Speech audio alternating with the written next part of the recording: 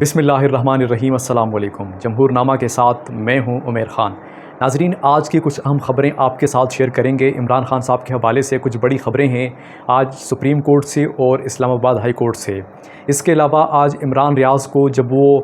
رہا ہوئے، ان کی ضمانت ہوئی تو دوسرے مقدمے میں ان کو گرفتار کر لیا گیا۔ تو وہ مقدمہ کیا ہے، اس پر بات کریں گے۔ اور اس کے ساتھ ساتھ وزیر اعظم اور مولانا فضل الرحمان صاحب کی ملاقات ہوئی ہے، اس ملاقات کا مقصد کیا ہے، اس ملاقات کا پیغام کیا تھا اور اس ملاقات کے نتائج کیا آئیں گے، اس پر بھی بات کریں گے۔ لیکن اس سے پہلے کل جو بجٹ وفاقی حکومت نے پیش کیا، اس پر بات کر لیتے ہیں۔ بجٹ 18,000 ارب روپے سے زائد کا بجٹ ہے اور اس میں تقریباً 9,000 ارب روپے جو سود کی ادائیگی میں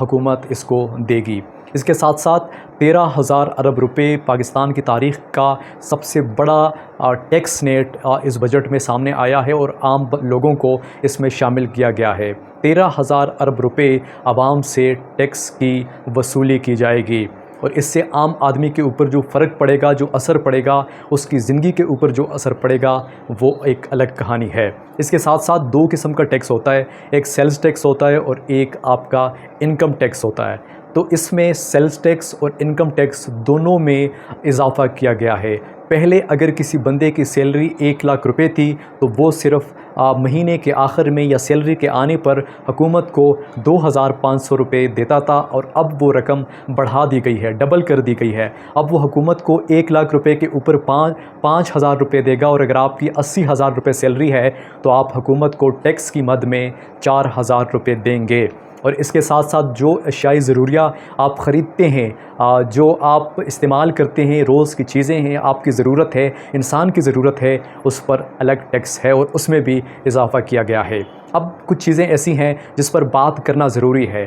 پاکستان کی معیشت کی اگر ہم بات کریں تو پاکستان کی معیشت کو اس وقت ہماری جو امپورٹ ایکسپورٹ ہے، اس کا جو ڈفرینس ہے وہ بہت زیادہ ہے۔ اس کی جو ہماری امپورٹ ہے وہ تقریباً 68 ارب ڈالر کی ہے، اور جو چیزیں ہم ایکسپورٹ کرتے ہیں وہ تقریباً 40 ارب ڈالر کی ہماری ایکسپورٹ ہے۔ تو یہ دونوں چیزوں کو ملا کر جب ہم اپنا امپورٹ اور ایکسپورٹ کے بیچ میں جو ڈفرینس ہے وہ ہم اگر دیکھیں تو یہ تقریباً 28 ارب ڈالر روپے کا ڈفرینس اس میں آتا ہے، یعنی کہ پاکستانی حکومت کو یا معیشت کو خسارہ ہے۔ تو اس کو مینج کرنے کا طریقہ کچھ اور بھی ہو سکتا تھا۔ انہوں نے جو عوام کے اوپر ٹیکس لگائے ہیں، 13,000 ارب روپے عوام سے نکالا جائے گا، عام بندے کے اوپر جو اس کا اثر پڑے گا، سیلز ٹیکس میں انہوں نے اضافہ کیا ہے اور اس کے ساتھ ساتھ انہوں نے انکم ٹیکس بڑھا دیا ہے۔ اس سے عوام کے اوپر ایک بیڈ امپیکٹ پڑے گا۔ عوام کی جو زندگی عام حالات میں بھی پاکستان میں بہت مشکل سے گزر رہی ہے، لوگ تنگ ہیں، لوگ اگر صاحب روزگار ہے بھی تو ان کے معاملات بہت مشکل سے چل رہے ہیں۔ ان کا جو بجٹ ہے وہ بہت مشکل سے پورا ہو رہا ہے۔ ایک طرف مہنگائی ہے، دوسری طرف اتنے ٹیکسز لگا کر عوام کا جینا اب اس ملک میں محال کر دیا گیا ہے۔ لیکن اس کے ساتھ ساتھ اگر ہم دیکھیں، اگر حکومت کو اپنا بجٹ بھی دیکھنا ہوتا ہے، اگر ہم اس چیز کو دیکھیں تو پھر حکومت کو چاہیے تھا کہ یہ اس کو جو ہماری ایکسپورٹ ہے اس میں اضافہ کرتے۔ جب آپ کی ایکسپورٹ بڑھے گی تو آپ کو جو خسارہ ہے وہ آٹومیٹیکلی کم ہو جائے گا، تو اس سے جو آپ کی معیشت ہے وہ بھی بہتر ہوگی اور آپ کے عوام کے اوپر بھی اس کا نیگیٹو امپیکٹ نہیں پڑے گا، بلکہ پازیٹو امپیکٹ اس سینس میں پڑے گا جب آپ یہاں پہ انڈسٹری لگائیں گے اور عوام کو روزگار بھی ملے گا، اور آپ کی معیشت، جب آپ کی چیزیں آپ باہر ایکسپورٹ کریں گے تو آپ کو اس سے فائدہ بھی ہوگا۔ دوسری جو چیز ہے اس بجٹ میں، وہ جو آپ کا دفاعی بجٹ ہے وہ بہت زیادہ ہے۔ تقریباً 3,000 ارب روپے کے قریب آپ کا پاکستان کا اس بار دفاعی بجٹ رکھا گیا ہے، جو کہ بہت بڑی رقم ہے۔ اگر ہم ہیلتھ، تعلیم اور باقی چیزوں کی اگر ہم بجٹ کی بات کریں تو اس کو اتنی اہمیت ہمیشہ کی طرح اس بار بھی نہیں دی گئی۔ اس کے ساتھ ساتھ یہ بجٹ آنے کے بعد عوام نے بھی اس کو مسترد کیا، اور عام جو لوگ ہیں وہ بھی اس بجٹ کو لے کر پریشانی میں دکھائی دیتے ہیں۔ اس کے ساتھ ساتھ جو بڑی خبر ہے آج کی، وہ FIA عمران خان صاحب اور شاہ محمود قریشی کی سائفر کیس میں جو بریت تھی، اسلام آباد ہائی کورٹ نے ان دونوں کو بری کیا تھا، وہ آج FIA سپریم کورٹ میں انہوں نے وہ چیلنج کر دیا، اور سپریم کورٹ سے انہوں نے استدعا کی ہے کہ جو عدالت کا فیصلہ ہے ہائی کورٹ کا، اس میں یہ نہیں بتایا گیا کہ ان دونوں ملزمان کو بری کیوں کیا گیا۔ اب یہاں پر ایک چیز میں آپ کو بتاؤں کہ عمران خان صاحب کو اس حوالے سے اس کیس میں ریلیف کیوں ملے گا، عمران خان صاحب اس کیس میں بری کیوں ہوں گے، وہ میں آپ کو بتا دیتا ہوں. اور وہ ایسے بری ہوں گے کہ جو آپ کا جو اسلام آباد ہائی کورٹ نے جو فیصلہ دیا تھا اس حوالے سے، سائفر کیس کے حوالے سے، اس کا تفصیلی فیصلہ ابھی تک نہیں آیا. اور تفصیلی فیصلہ جب تک نہیں آتا تو جب تو تفصیلی فیصلہ جاری کریں گے اس میں وہ ان نکات کو ڈسکس کر لیں گے جس کے اوپر عمران خان صاحب اور شاہ محمود قریشی کی اس پر ضمانت ہوئی ہے سائفر کیس میں. یہ کیس FIA نے بہت جلدی کی اس کیس میں سپریم کورٹ میں اس کو چیلنج کرنے کے لیے، کیونکہ ابھی تک جو تحریری فیصلہ ہے اسلام آباد ہائی کورٹ کا اس کیس کے حوالے سے وہ ابھی تک جاری نہیں ہوا. اور یہ جب سپریم کورٹ میں یہ کیس لگے گا، اور جب سب سے بڑی چیز یہ ہے کہ جب یہ اسلام آباد ہائی کورٹ جب تحریری فیصلہ جاری کرے گی تو اس میں وہ یہ چیزیں ڈسکس کر لیں گے کہ عمران خان صاحب اور شاہ محمود قریشی کو سائفر کیس میں بری کیوں کیا گیا ہے.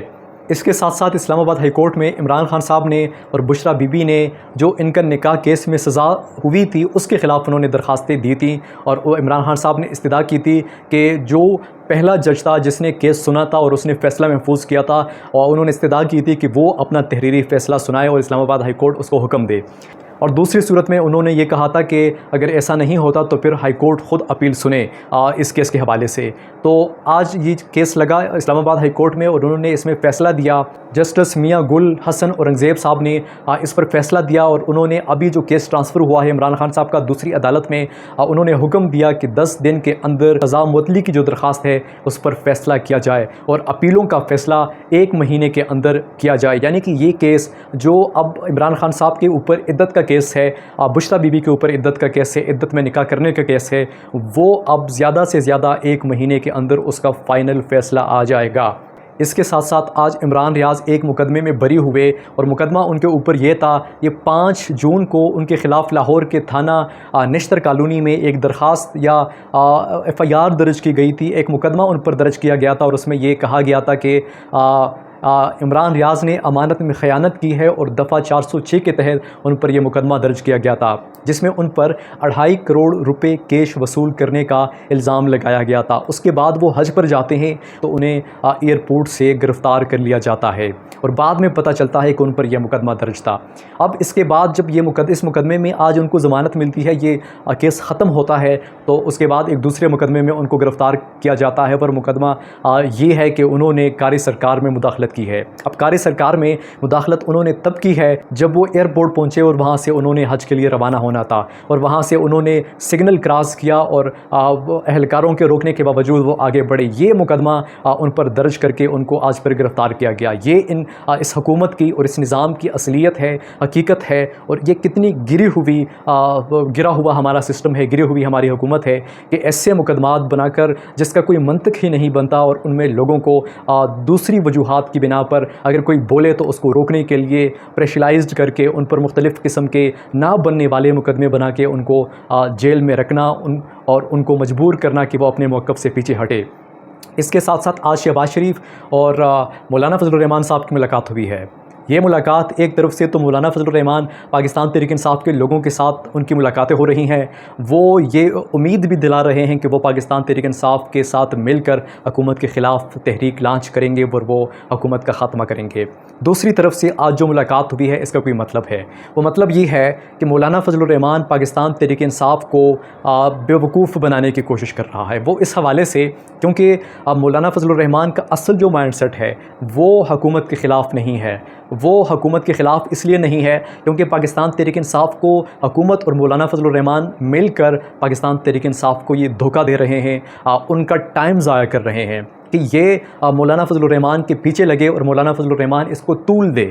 وہ کہے کہ ہم مذاکرات کریں گے، ابھی ہمارے معاملات نہیں بنے، وہ بنیں گے، اور اس کو طول دیتے دیتے ٹائم لینا چاہتی ہے. اور حکومت مولانا فضل الرحمان اور حکومت اس وقت ساتھ ملے ہوئے ہیں، وہ پاکستان تحریک انصاف کا صرف اور صرف خسارہ کرنا چاہتے ہیں، اور اس حوالے سے عمران خان صاحب کو مزید جیل میں رکھنا چاہتے ہیں. تو یہ مولانا فضل الرحمان صاحب اور آج شہباز شریف صاحب کی جو ملاقات تھی، وہ اس سے یہ بات ظاہر ہو رہی ہے کہ پاکستان تحریک انصاف کو یہ دھوکہ دینے کی یہ ان کا ایک پلان ہے، اور اس سے پاکستان تحریک انصاف کو سوچنا بھی چاہیے اور اس سے بچنا بھی چاہیے. آج تک کے لیے اتنا ہی. عمیر خان کو اجازت دیجیے گا. اللہ نگہبان.